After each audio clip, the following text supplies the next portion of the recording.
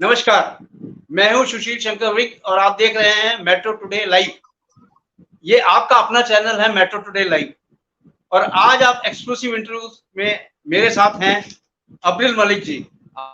अब्रिल Malik ji BJP के प्रवक्ता हैं और राष्ट्रीय अध्यक्ष हैं केसरिया रक्षा फाउंडेशन के। राष्ट्रीय सह सचिव भी हैं प्रधानमंत्री जन कल्याण योजना के। अब्रिल मलिक जी जाने जाते हैं अपने विशेष कर्तव्य में, वक्तव्य में। इनके जो डाटा होते हैं बहुत सॉलिड होते हैं। तो आज हमारे साथ अब्रिल मलिक जी बीजेपी के स्पोक्स पर्सन हैं, तो इनसे हम लोग सीधा सवाल करते हैं। अब्रिल मलिक जी नमस्कार। जी जी नमस्कार। अब्रिल मलिक जी ये बताएं कि जैसे अभी आप देख रहे हैं कि चुनाव होने वाले हैं 5 राज्यों में, तो 5 राज्यों में जो चुनाव होने वाले में जहां जहां आपकी सरकार है वहां पे तो कुछ कहना नहीं है, उसमें तो कोई डाउट नहीं है कि आप हो सकता है रिपीट भी करें, लेकिन जहां आपकी सरकार नहीं है वहां पे आपका क्या वक्तव्य रहेगा, आपका क्या स्टैंड है?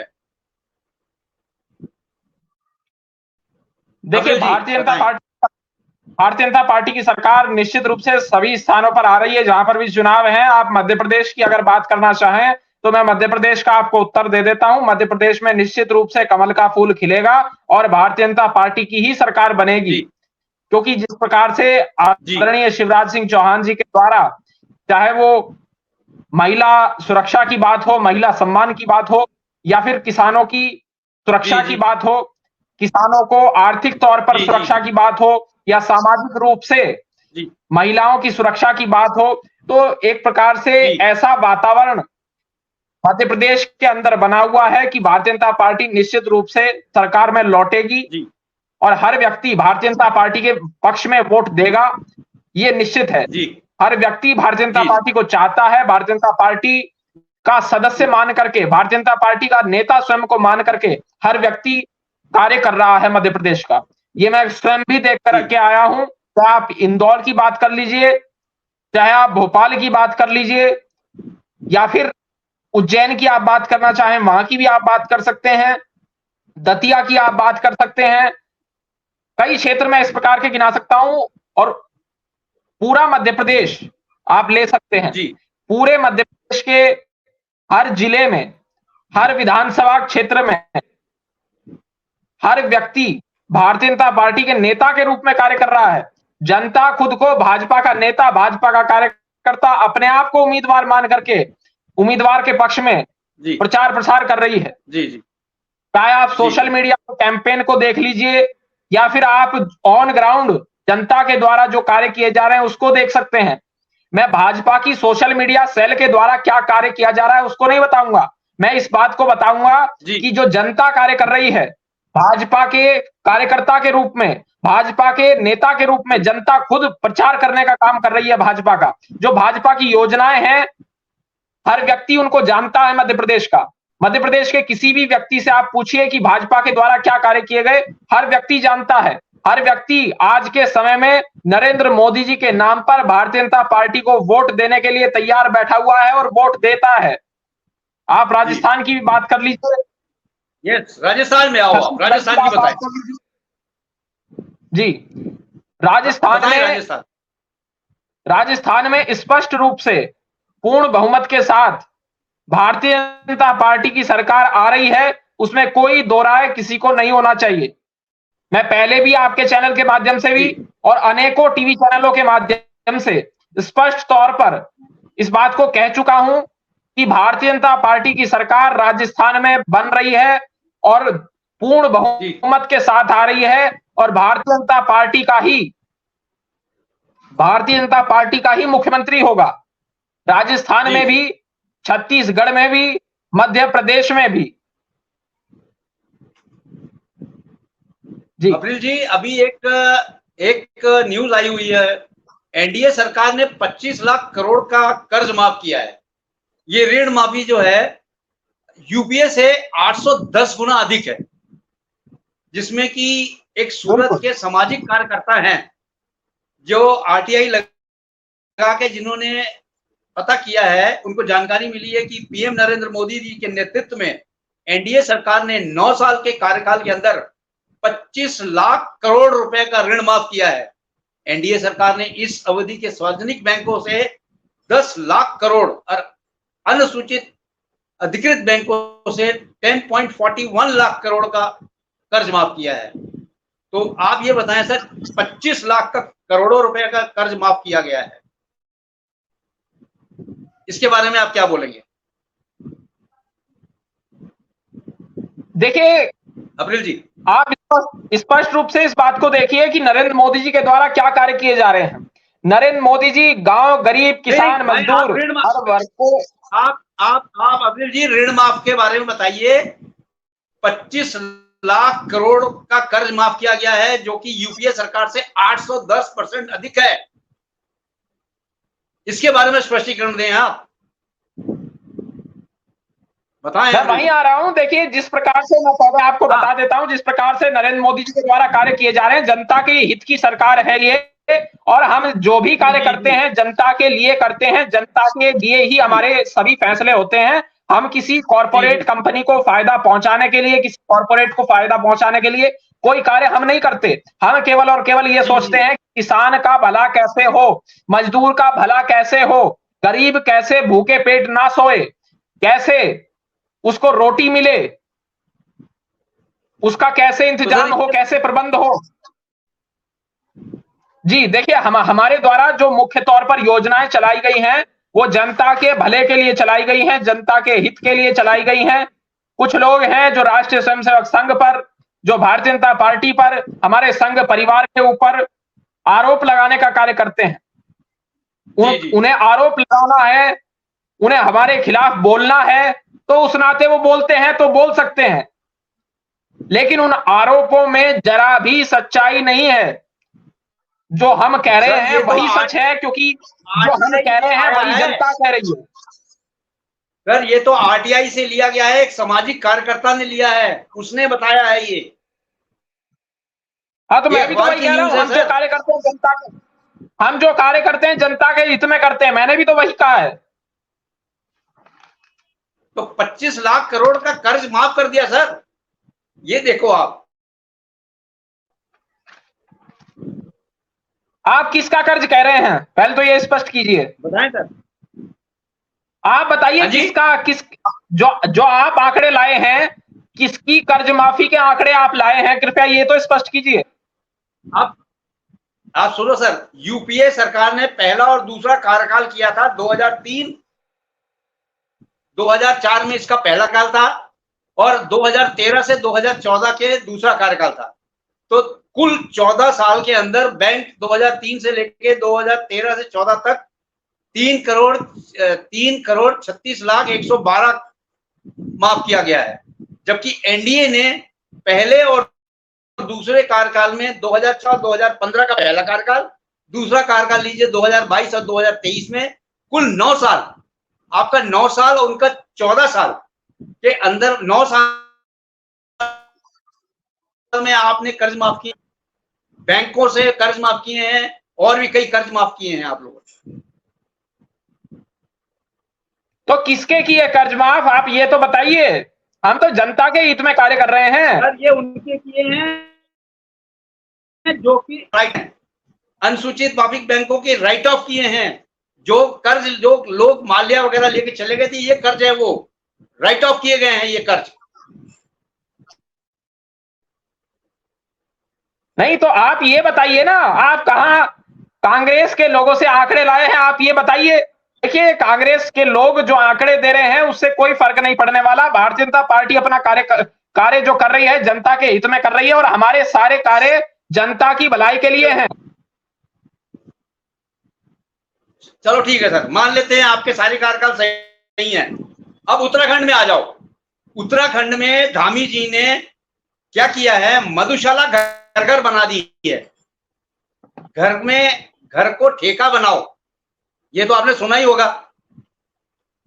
धामी सरकार ने क्या किया है, देहरादून में उत्तराखंड से शराब के शौकीनों को पुष्कर सिंह धामी ने सरकार की होम डिलीवरी के लिए, होम में खोलने के लिए मंजूरी दे दी है।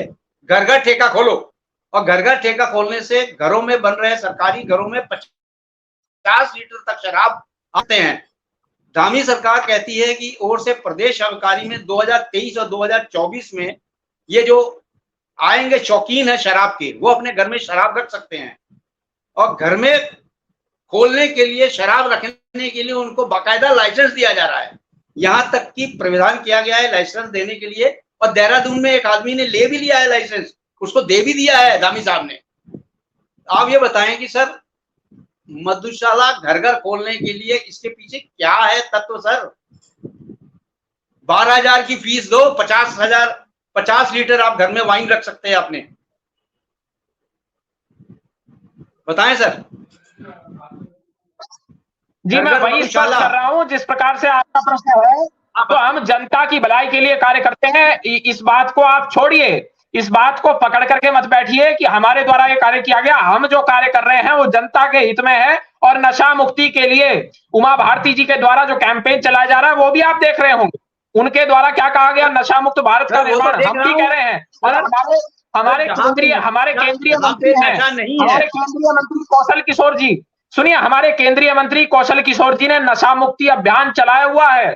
कौशल किशोर जी के द्वारा पहले ही स्पष्ट किया जा चुका है कि भारत को नशा मुक्त बनाना है।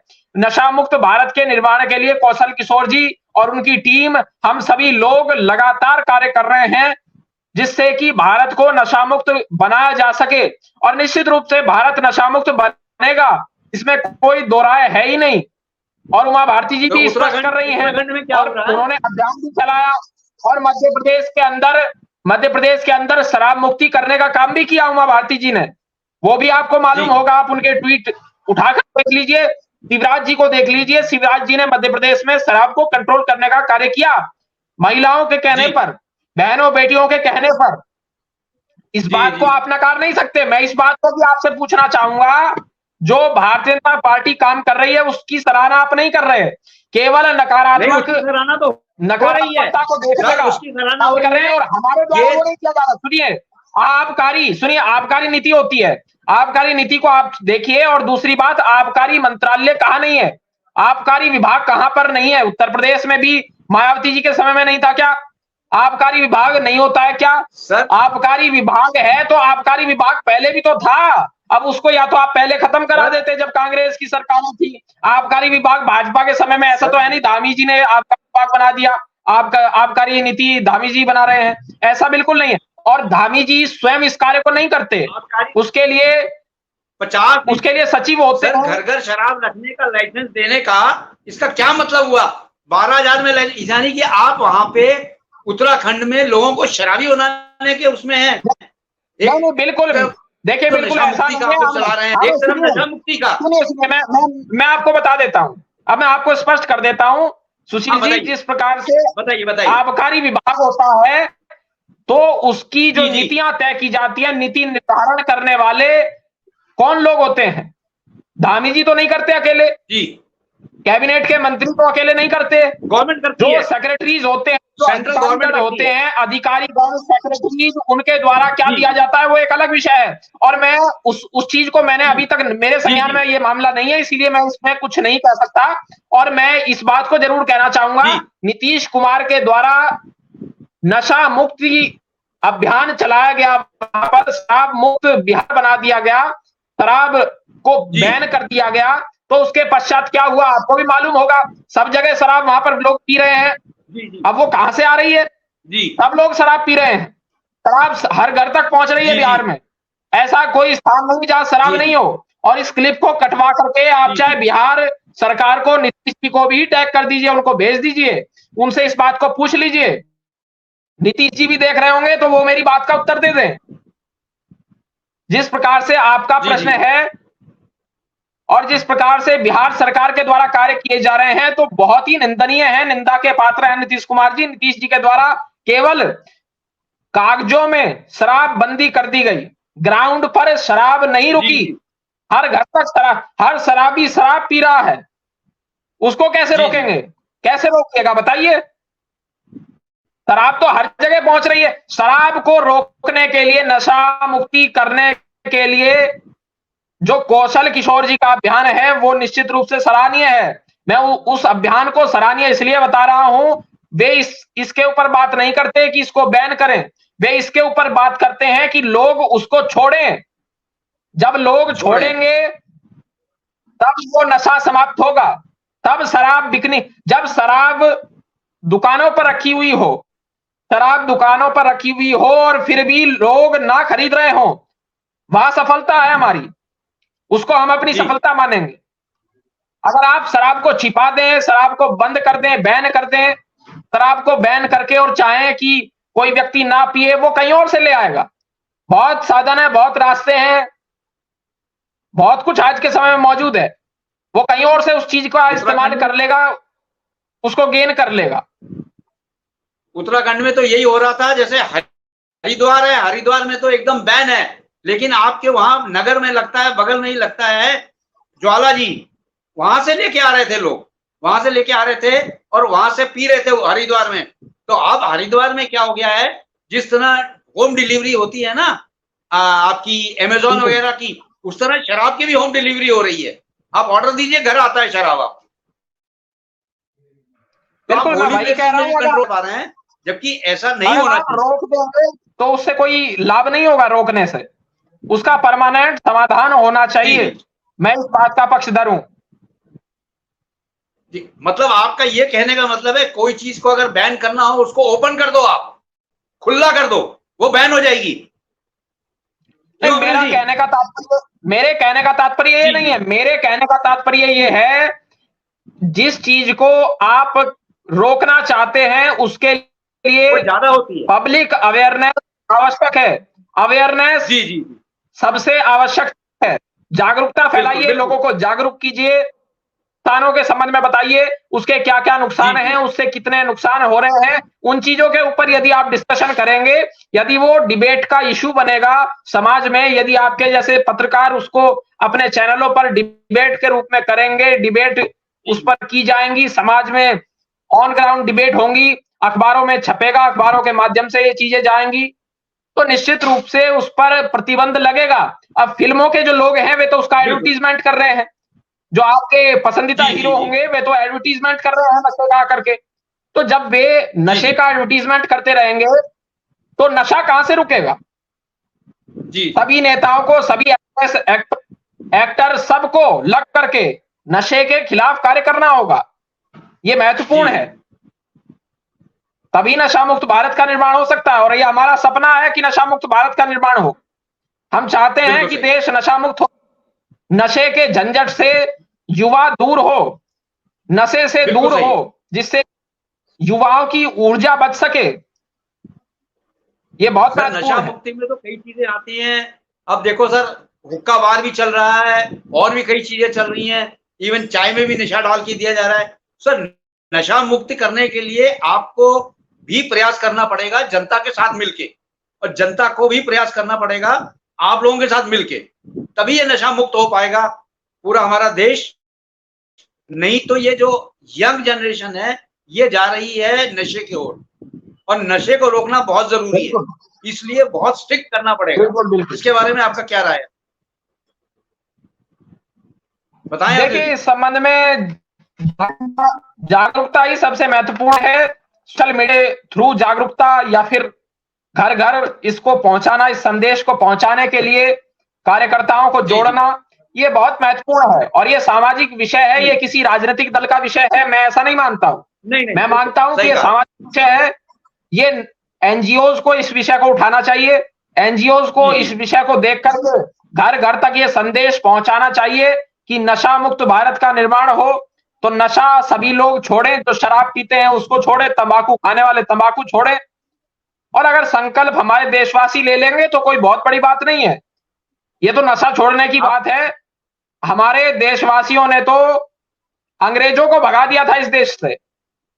जब अंग्रेजों को भगा सकते हैं, अगर संकल्प हमारे देश वाले ले लेते हैं तो अंग्रेजों तक को भगा सकते हैं, और वो भी पीसफुल तरीके से भगाया था महात्मा गांधी जी ने। जी। अब आप बिल्कुल, अब आपका यूपी आता है, यूपी में बाबा जो कहेंगे वही होगा, ये तो बात सत्य है। बाबा की सरकार चल रही है। बाबा ने क्या किया है, एक बहुत ही बढ़िया डोजर लेके आए हैं, बुलडोजर। जो कहना ना माने उस पर बुलडोजर चला दो। ये बहुत ही निंदनीय है। कई लोग इसकी निंदा कर रहे हैं क्योंकि इसमें कई अच्छे लोग भी पिस जा रहे हैं। वो कहते हैं ना, घुन गेहूं के साथ घुन भी पिसता है, ये भी हो रहा है। इस पे जो फायदा ले रहे हैं वो ले रहे हैं आपके पुलिस वाले, और भी कई लोग हैं जो इसमें मिले हुए हैं, वो फायदा ले रहे हैं। इसको आप लोग कंट्रोल नहीं कर पा रहे हैं यूपी में। जी देखिए, मैं आपको स्पष्ट कर देता हूं, पुलिस को ज्यादा बताइए। छूट मिले इस बात का मैं पक्षधर बिल्कुल नहीं हूं। पुलिस को अधिक छूट मिले जी इस बात का मैं बिल्कुल पक्षधर नहीं हूं, और पुलिस को छूट ज्यादा मिलनी भी नहीं चाहिए। और जहां तक उत्तर प्रदेश का प्रश्न है, तो उत्तर प्रदेश में पुलिस को उतनी ही छूट मिली हुई है जितनी की आवश्यक है। पुलिस को छूट दी गई है कि वह गुंडों के ऊपर कार्रवाई करे, माफियाओं के ऊपर कार्रवाई जी करे, और वो कर रही है। योगी आदित्यनाथ जी के द्वारा स्पष्ट निर्देश दिए गए हैं कि गुंडों पर, माफियाओं पर, बदमाशों के ऊपर कार्रवाई की जाए, और वो हो रही है। और जहां बिल्कुल किसी नहीं। पुलिस के द्वारा अभद्र व्यवहार किया जाता है, पुलिस के किसी अधिकारी के द्वारा अभद्र व्यवहार किया जाता है, उसके मैं निजी तौर पर उसके खिलाफ हूं। और योगी जी के द्वारा भी, योगी जी की सरकार के द्वारा उस पुलिस वाले के ऊपर हो या पुलिस अधिकारी के ऊपर हो, निश्चित रूप से कड़ा एक्शन लिया जाता है। लेकिन कुछ पत्रकार हैं, उनको उस चीज में मसाला नहीं मिलता, उस जी चीज जी को नहीं छापना चाहते, नहीं अपनी स्टोरी बनाना चाहते, जी क्योंकि उन चीजों में उन्हें मसाला नहीं मिलता। जी जी केवल और केवल एक पक्ष देखते हैं वो लोग, केवल उस चीज को देखेंगे कि जहां पर मुस्लिम के ऊपर कार्रवाई होगी उसको अपनी स्टोरी बनाकर दिखाएंगे, जहां हिंदू माफिया के जी ऊपर कार्रवाई हो रही होगी उसको नहीं दिखाएंगे। जी जी जी। अभिजीत जी, ये बताएं कि अभी जो 5 राज्यों में चुनाव हो रहे हैं, जहां जहां आपकी सरकार है उसको तो आप स्पष्ट रहने दो, आपका जो मेन है वो कौन सा गढ़ है जिसमें आपको थोड़ी सी दिक्कत आ रही है, आप बताएं। 5 में 2 गढ़ ऐसे हैं जिसमें दिक्कत आ रही है आपको। देखिए, अभिजीत मैं जी। आपको स्पष्ट कर देता हूं, दिक्कत कहीं नहीं आ रही है, दिक्कत कहीं नहीं आएगी। भारतीय जनता पार्टी निश्चित रूप से जीतेगी, और विजय भारतीय जनता पार्टी को निश्चित रूप से मिलेगी, ये स्पष्ट है बिल्कुल। इस बात से आप इस बात की बिल्कुल सर चिंता स्पष्ट मत मिलेगी, कीजिए। पूरा बहुमत तो नहीं मिलेगा, ये पूछने का मतलब है मेरा। पूर्ण बहुमत से आएंगे क्या आप? आप बिल्कुल, पूर्ण बहुमत से निश्चित आएंगे? रूप से पूर्ण बहुमत, निश्चित रूप से पूर्ण बहुमत की सरकार बनने जा रही है भारतीय जनता पार्टी की। भारतीय जनता पार्टी के ही मुख्यमंत्री होंगे, इस बात से आप निश्चिंत रहिए। मैं इस बात को आपको स्पष्ट कर देता हूं कि भाजपा के मुख्यमंत्री बनेंगे और पूर्ण बहुमत की सरकारें आएंगी। और इस बात को आप लिख करके रख लीजिए, जिस दिन नतीजे आए उस दिन फिर से आप इंटरव्यू या डिबेट जो चाहें वो कर सकते हैं। जी जी जी। राजस्थान में किसको आप चेहरा प्रोजेक्ट करेंगे सीएम का? अगर भारतीय जनता पार्टी यहां जीतती है राजस्थान से, तो सीएम कौन बनेगा? इसके कुछ है आपके पास प्रयास? अब्दुल देखिए, जी। ये हमारा नेतृत्व तय करेगा कि कौन वहां पर मुख्यमंत्री बनेगा, और ये पार्टी तय करेगी कि कौन मुख्यमंत्री बनेगा। ये मिल बैठ करके वे जीते हुए विधायक तय करेंगे, जो जनता के द्वारा भेजे जाएंगे कि कौन वहां पर मुख्यमंत्री बने, ये उनके द्वारा तय किया जाएगा, मेरे द्वारा ये तय नहीं किया जाएगा। ये तय आम अब सहमति तो के ये आधार हमें पर किया सुनने जाएगा, सहमति बनेगी उसके आधार पर मुख्यमंत्री बनेंगे। सुनने अब्दुल जी सुनने में ये भी आ रहा है कि गजेंद्र सिंह शेखावत का नाम भी आ रहा है। गजेंद्र सिंह शेखावत हो सकता है, नहीं 100% सीएम बने राजस्थान के, क्योंकि वसुंधरा जी टिकट तो ले आई हैं, ये बात तो सत्य है। क्योंकि उनके साथ जो 12 लोग थे वो भी टिकट लेके आए हैं, उनको भी टिकट दिया है बीजेपी ने, क्योंकि कहीं बीजेपी का खेल बिगड़ ना जाए, इसलिए उनको टिकट दिया गया है। अब टिकट देने का मतलब ये था कि यहाँ पे बीजेपी को एक बार वापस स्थापित करना, और जहां स्थापित होगी वहां पे गजेंद्र सिंह शेखावत का नाम होले होले नहीं 100% आ रहा। हो सकता है आपको पता हो सकता है ना पता हो, लेकिन हम चौथे स्तंभ के कारण आपको गजेंद्र सिंह का नाम यहाँ पे आ रहा है। और मैंने आपको पहले भी बोला था कि पहली लिस्ट में वसुंधरा का नाम नहीं आएगा, नहीं आया। आज फिर मैं बोल रहा हूं कि वसुंधरा जी सीएम नहीं बनेंगी, यहाँ पे नहीं बनेंगी, ये आप नोट कर लो। अब आप बताओ क्या है इसमें, बताओ जी। अब्दुल जी। देखिए, मैं केवल इतना ही कहूंगा कि भारतीय जनता पार्टी की सरकार आ रही है। वो तो ठीक है, लेकिन सीएम कौन बनेगा ये तो बताओ अब्दुल जी, ये तो बताएं आप। सीएम वही बनेगा जिसे हम तो जनता चाहेगी, और जनता भाजपा का ही चेहरा चाहती है, तो भाजपा का ही चेहरा मुख्यमंत्री बनेगा। इस बात से निश्चिंत बिल्कुल रहिए। बिल्कुल बिल्कुल बिल्कुल बिल्कुल।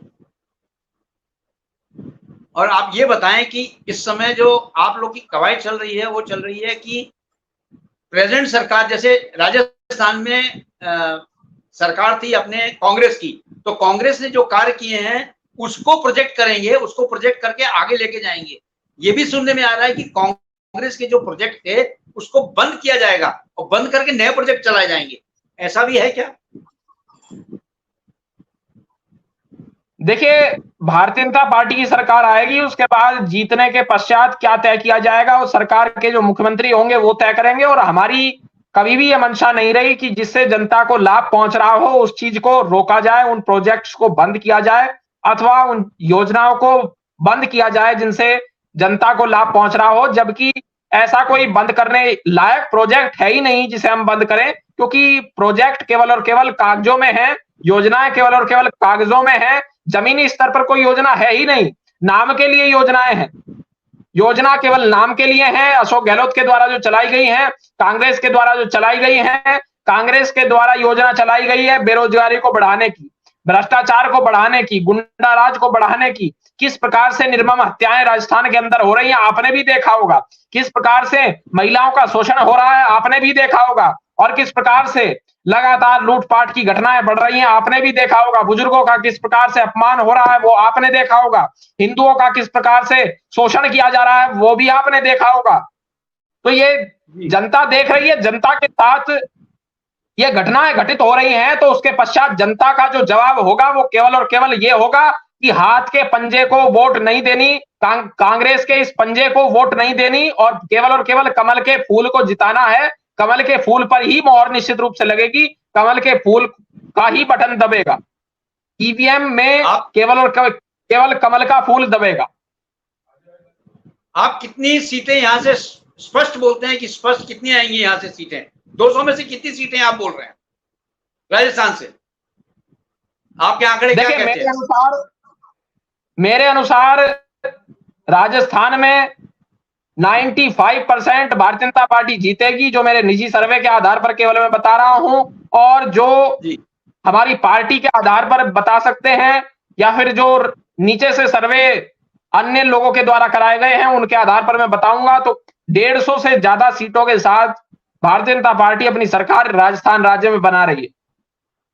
मतलब स्पष्ट बहुमत आ रहा है एमपी में? बिल्कुल निश्चित रूप से स्पष्ट बहुमत में, बहुमत से अधिक। एमपी में मध्य प्रदेश में भी भारतीय जनता पार्टी की सरकार आ रही है, और धार्मिक लोगों का राज्य है मध्य प्रदेश, ऋषियों मुनियों की धरती है मध्य प्रदेश, बाबा महाकाल की नगरी, सीटें बताएं, बाबा महाकाल की नगरी उज्जैन मध्य प्रदेश में है। तो निश्चित रूप से भारतीय जनता पार्टी की सरकार आना तय है, क्योंकि भगवान भी देख रहा है कि किस प्रकार से हम लोगों के द्वारा मध्य प्रदेश में कार्य किए गए, जनता के लिए कार्य किए गए, जनता को मजबूती प्रदान करने का कार्य हमारे द्वारा किया गया। कांग्रेस हार रही है, समाप्त हो रही है। कांग्रेस की जब सरकार आई थी कमलनाथ की, तब क्या हुआ था आपको भी मालूम होगा, किस प्रकार से किसानों का अपमान किया गया, गरीबों का अपमान किया गया। तो उसके कारण जो प्रतिक्रिया हुई जनता की, उसके आधार पर भाजपा की सरकार बनी थी। तो इसीलिए भाजपा की सरकार ने शिवराज जी के द्वारा जो कार्य किए हैं उसके आधार पर भाजपा पुनः आ रही है, उसमें किसी को कोई शंका दोहराए होना ही नहीं चाहिए। तो अब्दुल मलिक जी धन्यवाद। और जी, ये थे हमारे अब्दुल मलिक जी जो हमारे साथ आज जुड़े हुए थे। Thank you very much Abdul sir. और बीजेपी की सरकार आएगी, हम आपको वापस बुलाएंगे, आप इसी चैनल पे आएंगे और वापस यहाँ पे इंटरव्यू देंगे। Thank you very much Abdul sir. Thank you, बिल्कुल thank you very much sir. बहुत बहुत धन्यवाद। जय हिंद।